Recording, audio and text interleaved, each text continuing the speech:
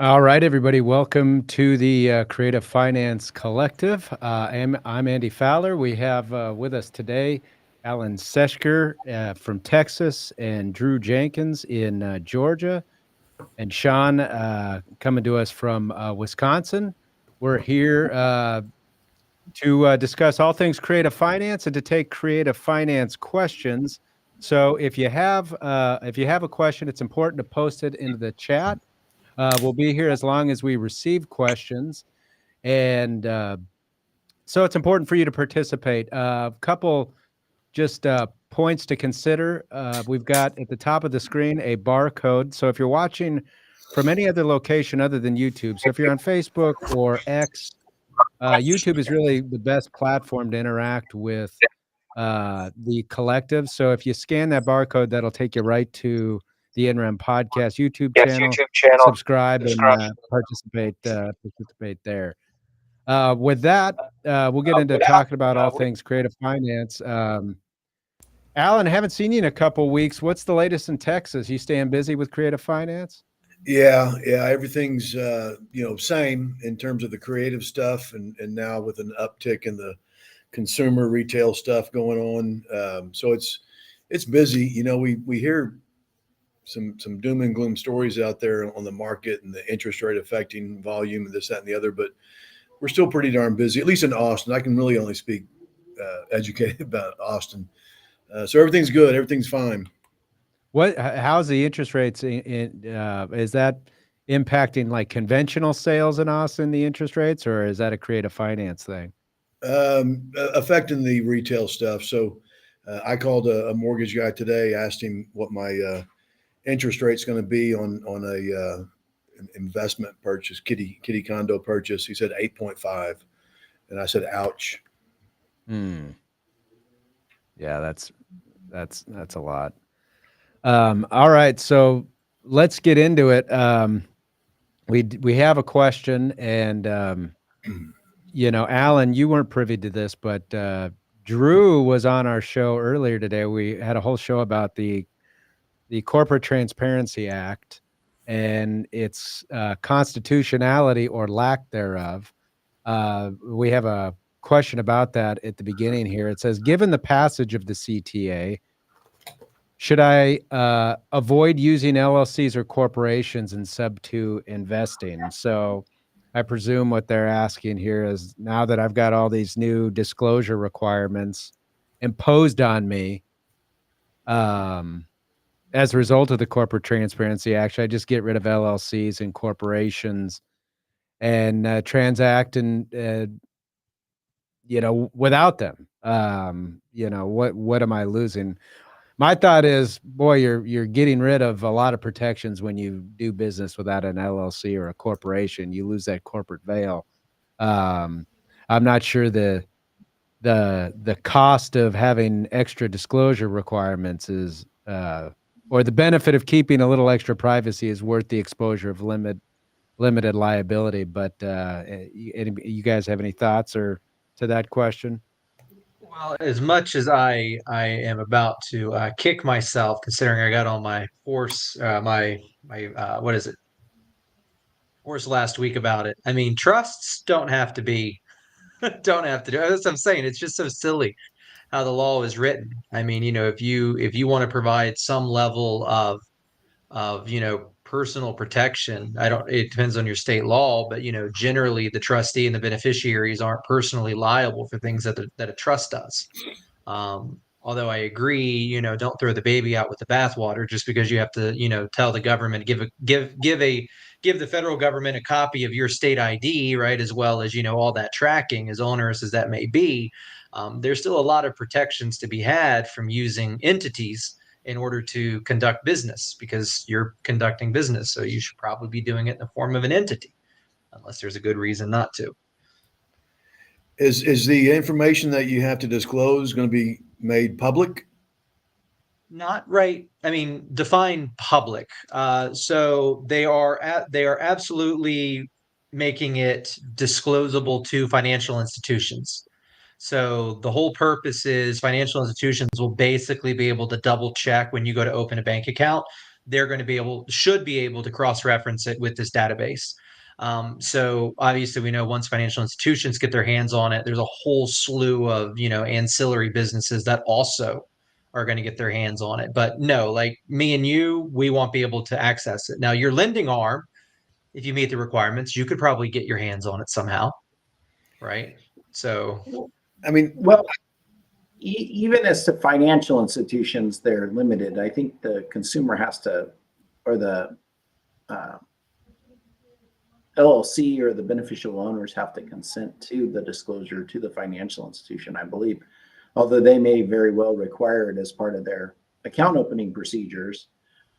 But purportedly, Alan, the government is telling us it's all good here. We will keep it nice and secure for you. Don't you worry about it. But the IRS told us that at one time, and they were hacked and hundreds of thousands of social security numbers were accessed, so, is somebody going to hack the FinCEN database? I wouldn't doubt it. And then is that stuff going to be put offshore and made available for a fee? I wouldn't doubt it. I don't trust the government to have that information to keep it secure. And frankly, what are the ramifications if they disclose it? Nothing. Like, what are you going to do? Sue the feds? They don't care. yeah, but not only, but you're exactly right. Just like you already have to disclose on like the SS9 and stuff in your W9s, like you already have to authorize the lender, to validate your social against, Social Security Administration and validate it against the IRS. You're just going to have another validation in there, and it's always going to be to its successors and assigns. So again, all the financial institutions and their ancillaries, they're going to have access to this database, no doubt. so if I can ask maybe a dumb question, I've never been a big, backer of the anonymity thing. Let's go out to a state where they don't have to disclose, or let's start utilizing trust, this, that, and the other. I'm going to find your assets if I want to find them. I being litigation attorney and pursuing a judgment. It may provide you a little bit of protection if they go and look and see if you own any real estate. They being a collection attorney. See if you own any real estate, and they see you don't, and they say, all right, he has nothing, Willis, don't sue him. But that's not really, that's not what governs whether you're getting sued or not all the time. So, y'all tell me, what's the big deal with anonymity? And if the government wants me to tell who I am, again, I don't care. Well, it's fine. It's just they're going to say who you are, and you're going to say who all of your beneficial owners are, and you're going to say who formed you, and you're going to make sure that that record is kept up to date every time a beneficial member moves, and you're going to keep those records up to date for up to 5 years after you close your account. Otherwise, you're liable for $500 per day or 2 years in prison. Take your pick, Yeah, or and maybe both. what I was going to add to just what Drew just said, the scenarios maybe not so much, though it could be not wanting to disclose information, but you are by now actively forming a company, you are availing yourself to the possibility of criminal and civil penalties for failing to do it correctly, just by virtue of forming a company. So, if you want to avoid that and avoid the increased requirements that are going to be imposed on you as you go forward by amending and whatever else, is it now worth it to do it? I mean, at the end of the day, the liability protection you get with a corporate veil is pretty important. It's hard to imagine that it wouldn't be worth it, but that would be, I think, how maybe some would look at it. It's like, well, do I even want to avail myself to the possibility of these penalties if I get it wrong? But I think the impetus for everyone's arguing of the CTA isn't, gosh dang, this another headache to comply. I think they're talking about the anonymity, and I go back to, I don't care if everyone knows what real estate I have, but I could be wrong. Well, the I'm anonymity is with you, blown Alan. anyway when you open a bank account, because again, that was part of the case is the banks are already collecting this information every time you open a bank account. Alan, I'm with you on the anonymity side of things, that I don't think anonymities, all that. In fact, I have clients who come to me all the time, like, I want anonymity. I'm like, why? You know? Yeah. And so a lot of times, some clients want it, so we'll do it. We'll form the Wyoming or Delaware LLC or set up that trust or whatever. We'll do it. But it's not something that I sit there and say, oh, you must have this and you must pay me thousands of dollars to do it for you, type of thing.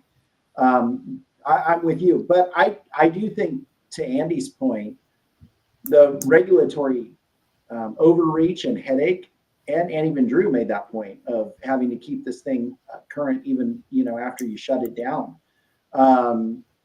That to me is the most troublesome. We've doubled our fees to form LLCs because we now are responsible as the, they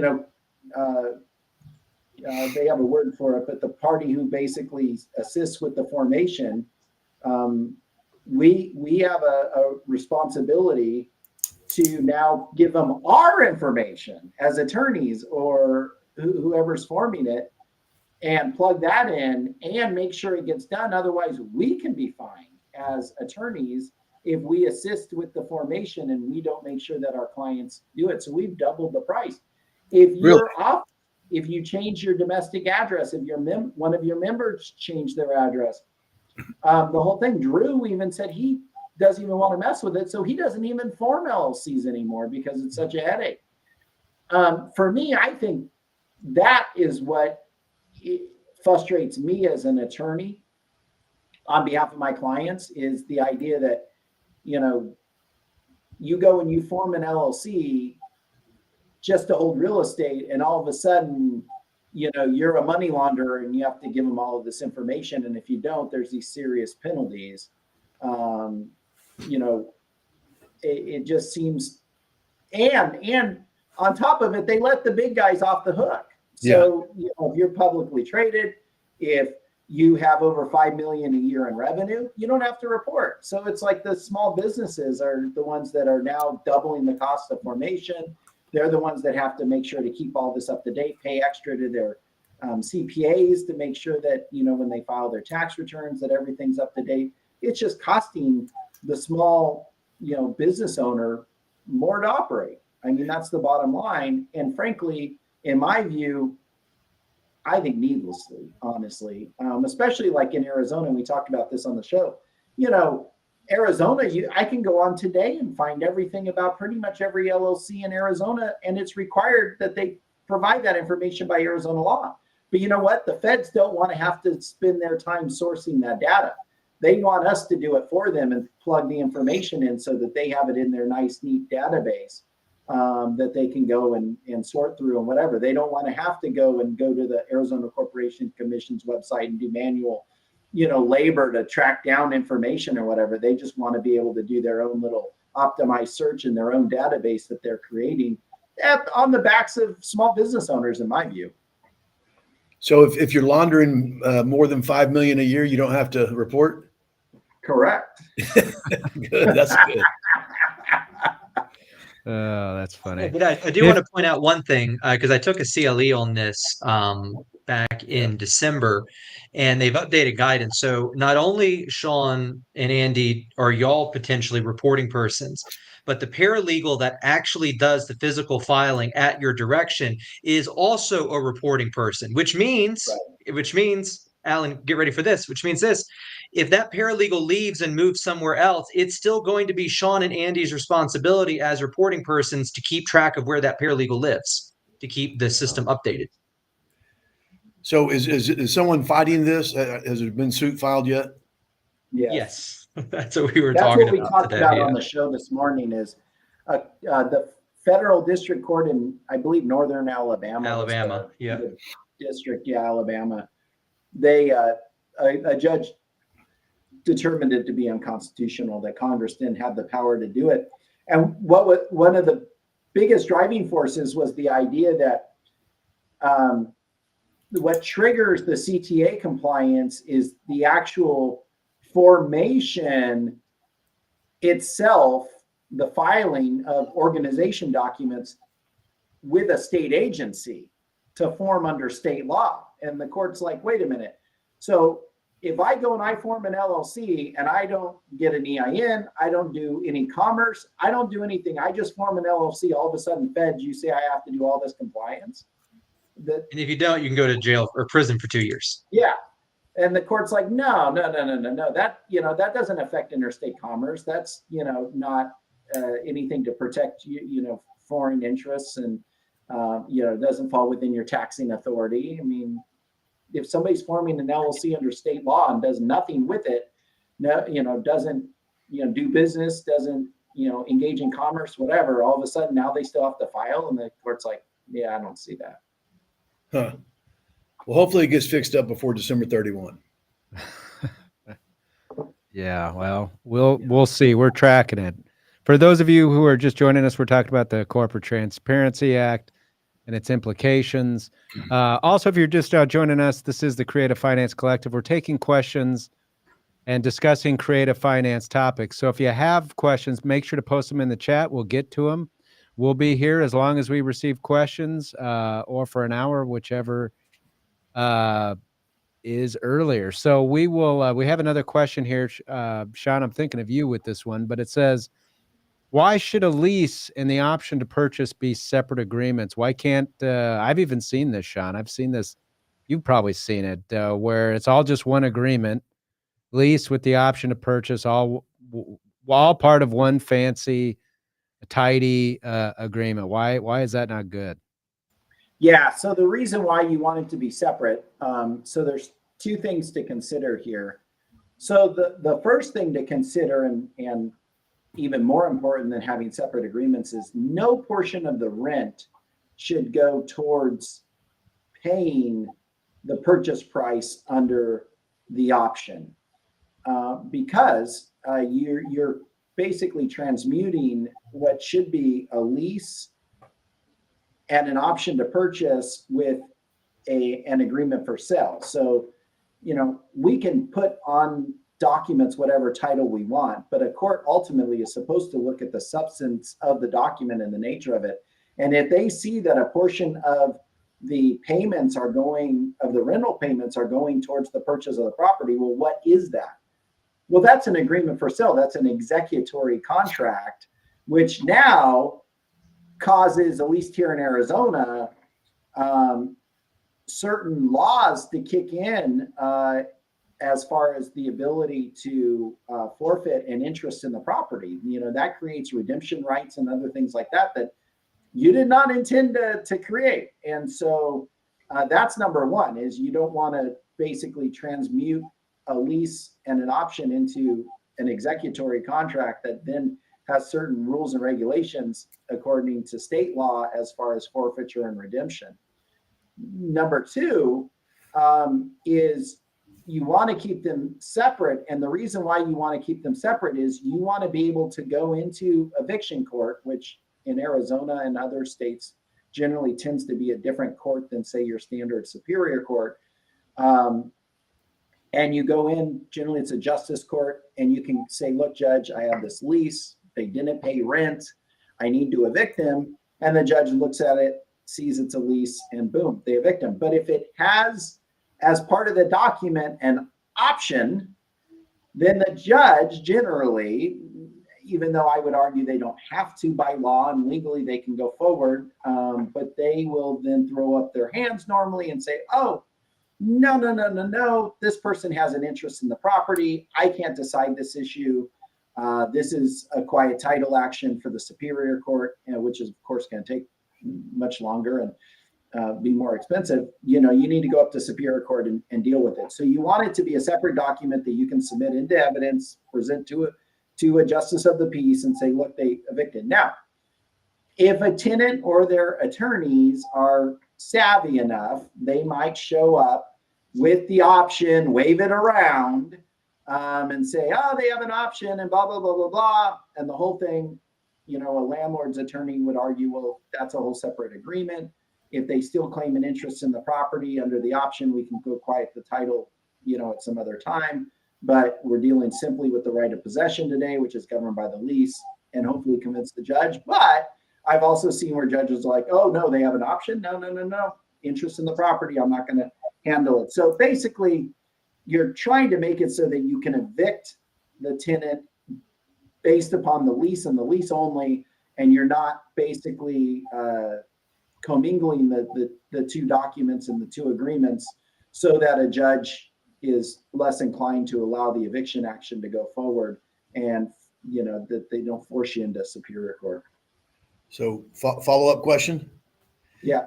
And so our statute does not qualify. It says that the coexistence, whether one or two documents, of a right to lease a property and a right to purchase, that in and of itself is an executory contract. It doesn't contingent on if any payments are going to pay down the purchase price. So I'm not certain that distinction is needed for it to kick into play for our statute to make it executory. What's your opinion? I don't know about Texas law, but I do know in Arizona, if you have an agreement for sale or an executory contract, then certain rights kick in. But if you have an option, as that statute's been interpreted, if you have a separate option whereby none of the RIP payments are going towards the purchase of the property, and there's no evidence, there's no emails or text messages or anything saying that they are, there's no proof that the lease payments are going towards the purchase of the property, then you can evict, and it doesn't transmute or change the lease into an executory contract. Because I years and years ago. Yeah, go ahead. Well, what we've always said is if there's a lease and there's a option to purchase, but there's not a dollar sign that's associated with that, not an amount, then you're okay. But the second that you put an amount in there, then it becomes a lease purchase option under our statute that prevents that. But with just having the right to purchase, if you're going to purchase it by fair market value or what have you, then you're okay. I've never seen this distinction. I like it because it could allow us to do lease purchase options. If we don't have the dollars going towards the purchase price, you could gear that into the actual purchase price itself and say you can't purchase before 24 months or whatever. So I'm curious to see how that works out with our statute.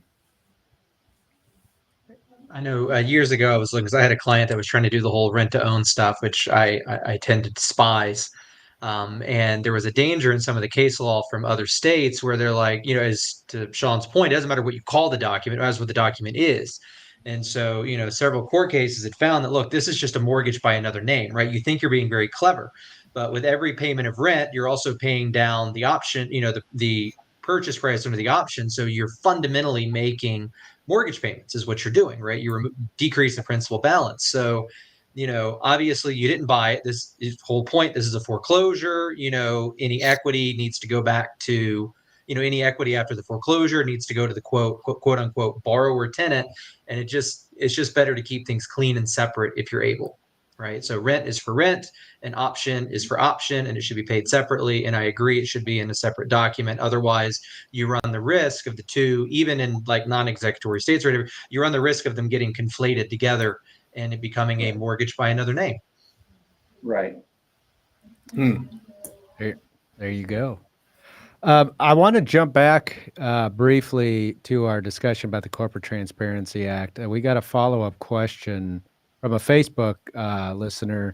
Still confused if we're required to do this at this point. I missed the earlier Zoom. Well, Facebook user, you can go to scan the barcode and go to the NREM podcast on YouTube and watch it. It was earlier today, still available to watch. But I'll let Drew, we kind of discussed this a little bit, Drew, but what's the status of the law currently?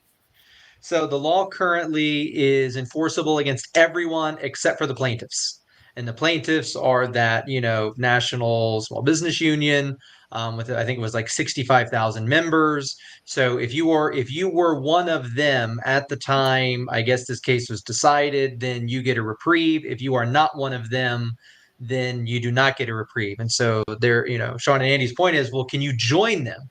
And that's a great question that I'm sure the feds would love to spend your tax dollars to litigate. Yeah.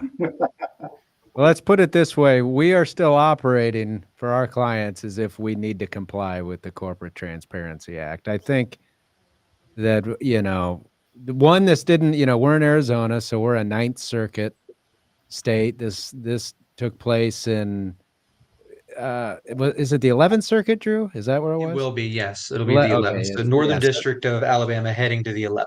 Yeah, so the 11th Circuit will make a decision, and then from there, well, it's going to get appealed either way the ruling happens. And the United States Supreme Court does not have to take the case, but an issue of prominence like this, one would imagine that they would take it. And it wouldn't really be till that point that it's, if it's struck down that, it would apply to everybody. So for now, we're all, and you should all plan accordingly, that as if it is enforceable against you. You don't want to play that game. All right, so we're something taking really funny about Go that, ahead. if I can go off on it real quick. Yeah. So the plaintiffs are individuals, right? They're the members themselves because the penalties are against individuals, not against companies. So let's just use a hypothetical and say, for example, that the Supreme Court denied right to review, and the 11th Circuit upheld it.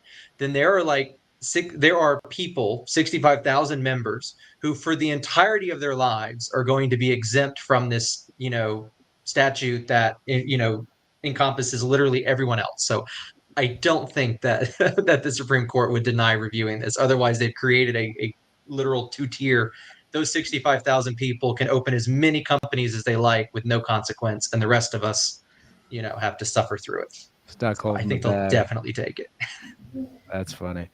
All right, if you're just now joining us, we're taking questions on creative financing. Leave them in the chat. We'll get to them. Another question here. I haven't seen novations come up in a while, but question, I keep seeing online discussions about novations. What is a novation and how is it used in creative financing? So I'm doing quite a few. I can jump in initially. They're used in two ways. And it says, what is a novation? I guess we have to describe what it is. And a novation, I just simply say substitution of a buyer for the initial buyer is the easiest way. So it's not an assignment where you're assigning your contractual equitable interest in a property over to someone and that same contract stays.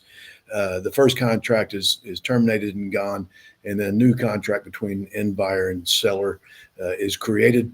And then the investor novator gets to keep the difference between the purchase price of the second contract and the purchase price of the first is generally they're using them to acquire an interest in a property and go out there and conduct repairs and things of that nature on the property and protect your interest. I don't like them to be used for that.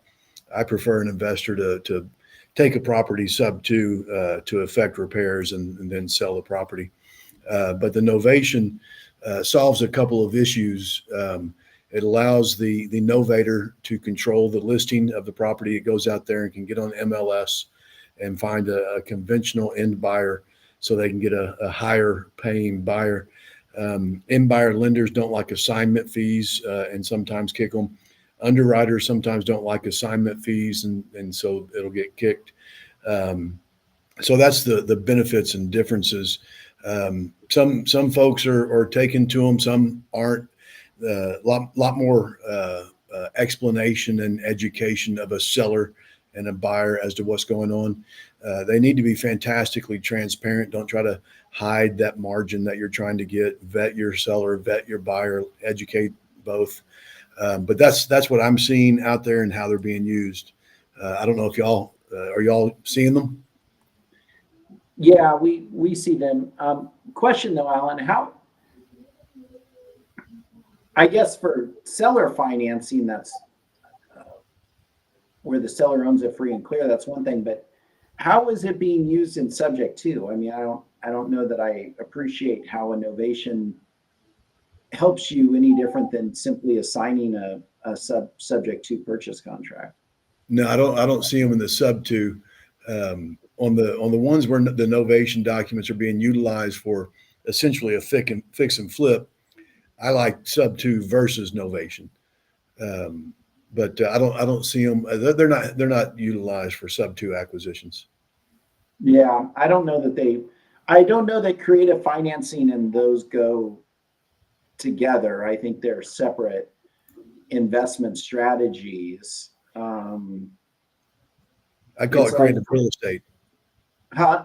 I'd call it creative real estate. Yeah, creative real estate, but not so much financing. It's basically like wholesaling, but you're more involved on the buyer side, and so you basically find a third party buyer who can take you out, and then the way you get paid is to cancel your contract or to release your affidavit or memorandum that you recorded.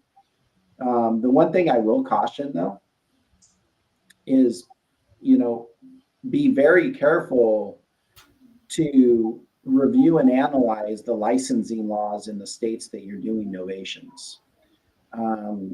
Because not now, Arizona makes certain exceptions for our licensing statutes as far as investing, wholesaling novations. It doesn't reference any of them per se, but it does say, hey, you know, an exception to our licensing laws is where you've taken an interest in the transaction.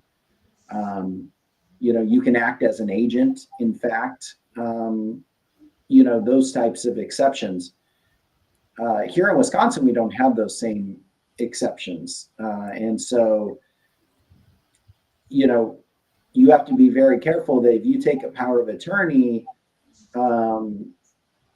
and there's a certain level of consideration you're going to receive as a result of the transaction, that does not put you squarely within the broker licensing laws, so to the extent that you're engaging in unlicensed activity. That's very which is something. Georgia. Yeah, because Yeah, we had this discussion is the only way in Georgia to protect yourself is if you file the notice. So if you're just getting properties under contract and then you're turning around and you're putting on the MLS and you're negotiating with buyers, and then you introduce the buyer to the seller and you have them sign a contract and you terminate yours and you're catching a fee for it. I spoke directly with the general counsel for the Georgia Association of Realtors. That's a commission, right? So the only way to protect yourself is if you file that notice. And so Sean and I had this discussion a while back. The fee you get paid is the price to release your notice. So without that notice, you're not engaging in novation. You are an unlicensed realtor, broker, licensee, you know, violating, you know, the broker laws. So for us, it's critical that you file that notice because what's being paid is not your commission, it's not your spread, it's this is my release price.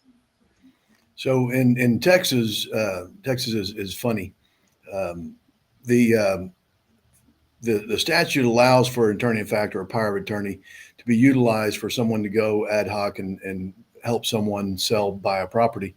But then the Texas Real Estate Commission rolled in and said that's not for business purpose or any type of business methodology, investment methodology. That's just for, you know, a familial situation or something of that nature. And I asked Texas Real Estate Commission counsel, I said, where do you see that in the statute? They said, well, we don't see it there, but that's how we interpret it. So that's what the law is. So I've changed the novation documentation that's out there. There's no attorney in fact, power of attorney aspect for my documents. And I think if you're doing that in Texas, just like Sean said, you're gonna be in trouble one way or the other. I think the licensee that goes and puts it on MLS can get in trouble. I think the novator can get in trouble. So I changed mine around to be a different format. so in that case, in yours, then Alan, if a buyer is found, then the seller has to sign the new purchase contract. Is that correct? Yes. Yeah. And then what about listing it on the MLS? Is the seller having to sign like the listing agreement and stuff like that? On my novation documentation, yeah. What I see out there is someone giving a POA to let someone go sign on behalf of them, and I don't like that at all. I don't like any aspect of the buyer having a power of attorney to act for the seller because I think they have a conflict and an interest that makes that thing bad. Question on that. I have a client who is themselves a licensee, and they got screwed out of a deal out of a novation. And they found out about it because the real estate firm closed on the other one. But there's been a novator running around who apparently has all these POAs to negotiate. And he, as a licensee, is like, this has got to be, illegal because I've never seen the POA. The POA has never been filed. Like, how does he have this authority to do what I do as a licensee? And of course, they paid earnest money, and it wound up being a bit of a mess. But this guy apparently has closed hundreds and hundreds of transactions under these novations, and so he wants to start like a class action. You go out and like, I don't know what your cognizable class interest is. I get you're upset about it, but his whole point is, there's no power of attorney that he has ever seen or been presented with that shows him. And I know I've seen, because again, I'm not a fan of how novations are done here because they don't work the way that they should work, right? They are unlicensed realtors. But I've seen a couple of them, and they put like the power of attorney language in the Sean, you and I have spoken about this. They put it in the purchase contract, right? And they even say when a replacement buyer is found. Like the whole thing contemplates that this is just an end run around the commission rules, which obviously is not actually an end run around the commission rules. It needs to be a legitimate contract, and you'll legitimately take it down, right? But the ones I've seen don't do that, and generally. And a couple of them have stuck the power of attorney language, not in a power of attorney document, but they've just clumped it into the PSA for the buyer. I mean, how do you feel about clumping in power of attorney powers within a PSA? Well, so I'll answer in states like Arizona, it's not the end of the world, because in Arizona, we have our licensing laws that say, well, this would be the, practice of real estate or require a broker's license. But then the next section over says, well, these requirements don't apply to any, person or entity who's dealing with their own interest in real estate, right? And makes that exception. So if you're under contract to the property, you're falling within that exception. As far as the language in there, and where did we go over this? Somewhere, Andy, we went over this, which is, in fact, with Bob Sewell on the NREM podcast, we talk about powers of attorney. And, I can just verbally make somebody my agent. I don't need a formal power of attorney document. So if they're the purchase contractor, there's an addendum to that saying, yeah, I authorize you to sign a listing agreement on my behalf. And I give you, authority to do that. That, depending on what state you're in, that might be an appropriate provision and give you the authority to sign the listing agreement.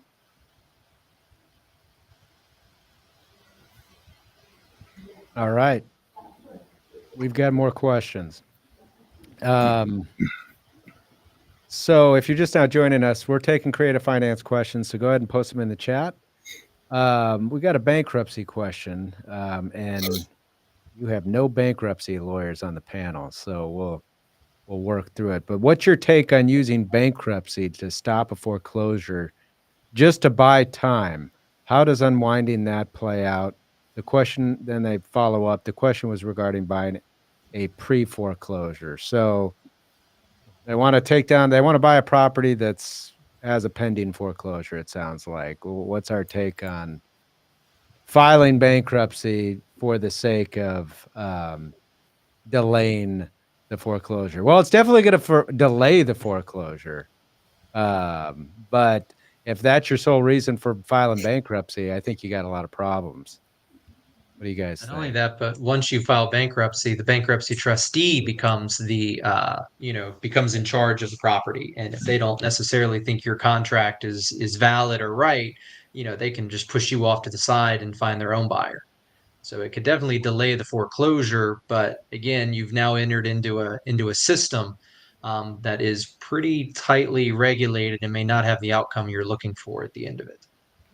But they're just utilizing the foreclosure to stop. I mean, the bankruptcy to stop the foreclosure, and then they're not filing anything else. So the trustee actually never comes in and starts acting on the file. If they pursue it, then I agree with you. The trustees going to take over, and you're not going to have a transaction because it's probably going to be a subto, and he or she's not going to allow that. But I have heard some of the bankruptcy attorneys looking down on this, just like you said, Andy. They consider it to be a fraudulent filing of bankruptcy. Well, I mean, that's what Sean's shaking his head. I'll let him go in a sec. But I haven't filed bankruptcy for anybody before, but there's a whole host of representations that I think they make that I'm sure are made upon the filing. Sean, what were you gonna say? Yeah, I used to, work at one of the larger financial services law firms in Arizona, not directly in that department, but I would kind of help out here or there. And I don't know, I'm going to date myself here, probably 10, 15 years ago.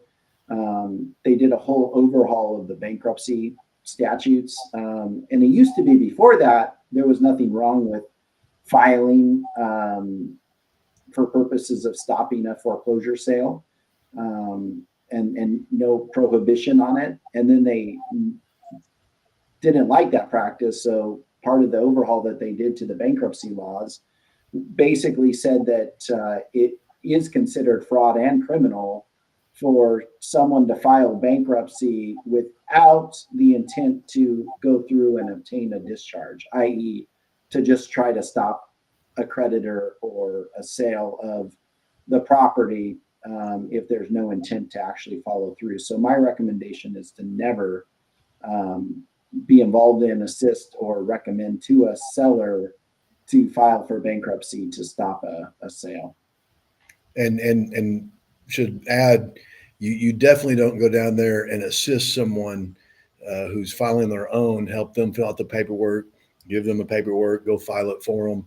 I've seen 2 occasions where people have gotten hit, and getting hit by a federal court judge is not fun, but they're getting hit with fines and allegations of unauthorized practice of law and things like that.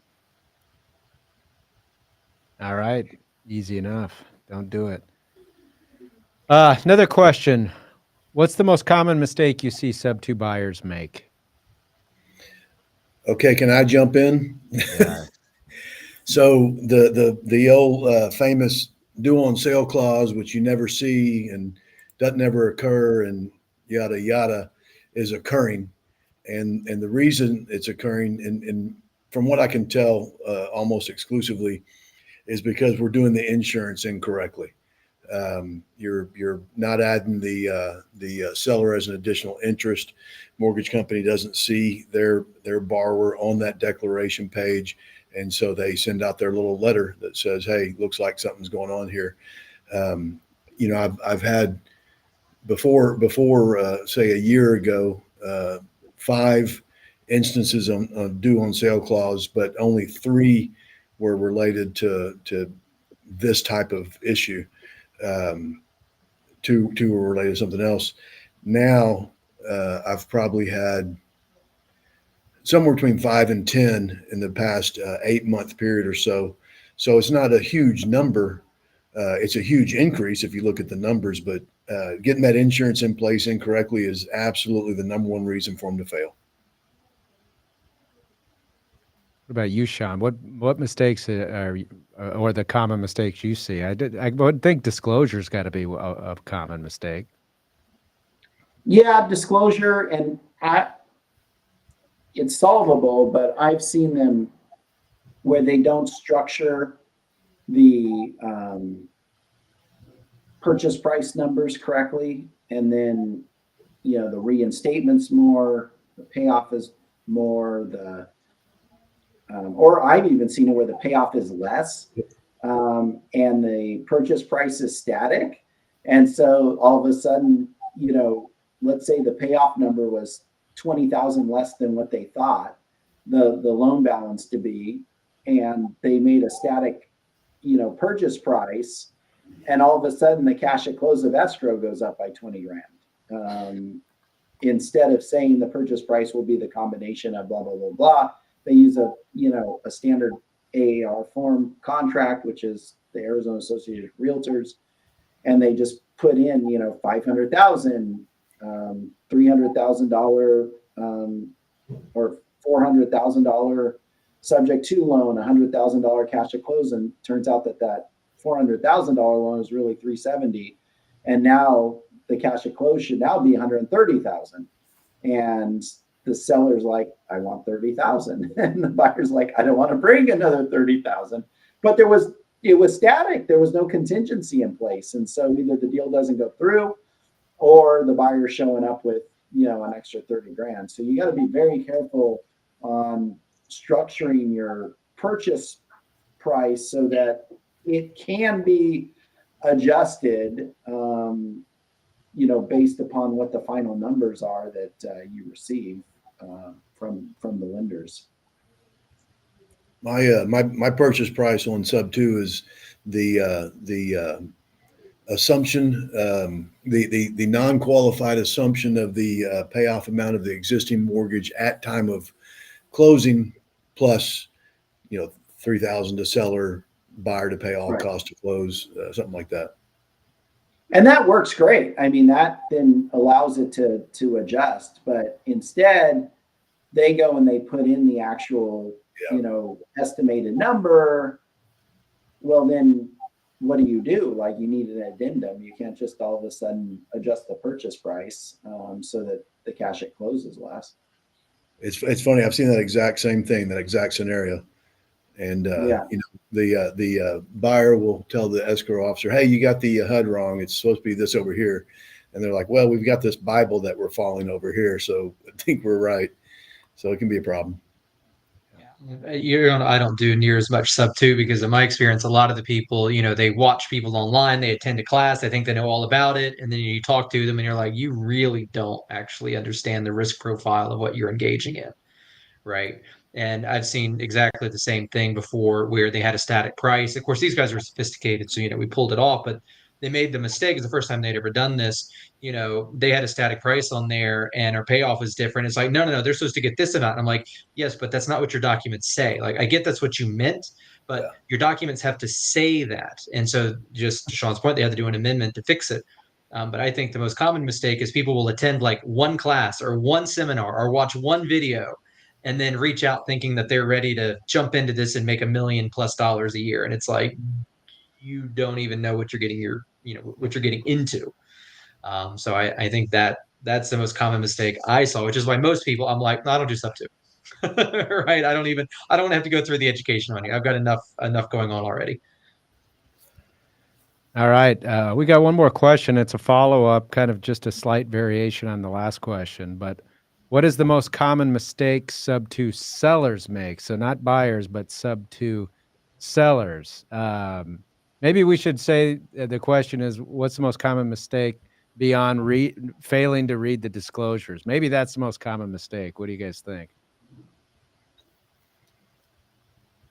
Yeah, that I would think be. I it's mean, so twofold. long as you've got the right disclosures, right, and they understand that this is still on your credit. This is still your credit score on the hook, right? Like, you're still a borrower. Just FYI, don't turn around and do something and then get mad about it because you've got your debt to income ratio screwed up. Your debt's still there. So there's two types of sellers, right? And this doesn't define them. The first is your consumer seller, and the second is your investor seller. So your investor has acquired it presumably subto, and now they're conveying to an end buyer, a consumer end buyer. So their biggest mistake is not disclosing to the buyer the subto nature of the transaction and making sure that the buyer fully understands.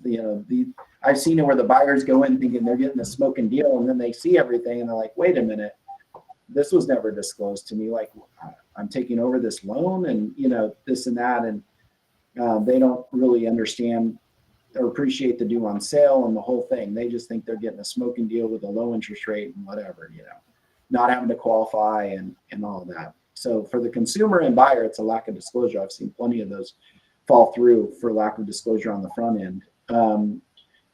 For the investor seller to a consumer buyer, it's a lack of disclosure. For the consumer seller, and all the investors watching is like, Sean, why do you say these things? But I'm going to say it anyway. For the consumer seller, Their biggest mistake is they don't negotiate a better deal for themselves.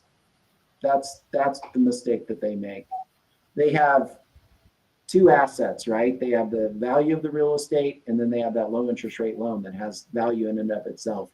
And they don't negotiate a better deal for themselves, and they should. They should. They fail to value or place enough value Yeah. on that low interest loan. That's exactly right. Yeah. So there you That's go. the higher value asset. Yeah. That's the real Yeah. asset. Yeah, exactly. And they don't appreciate it.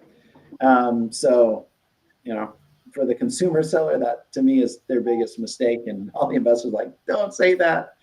But I think So y'all can edit this out before it goes out to the public, right? Yeah. Don't Yeah, we say can, that part. but it's okay. I'm okay with it because whatever. It's the fair market, deal with it. There you go. Well, guys, that's all the questions. We don't have any more. A lot of good questions, almost an hour anyway. So we'll go ahead and call it for the day. Appreciate y'all being with us, and let's do it again next week. Thanks, guys. Thanks for letting me join on. All right. We'll talk to you Thanks, later. everyone.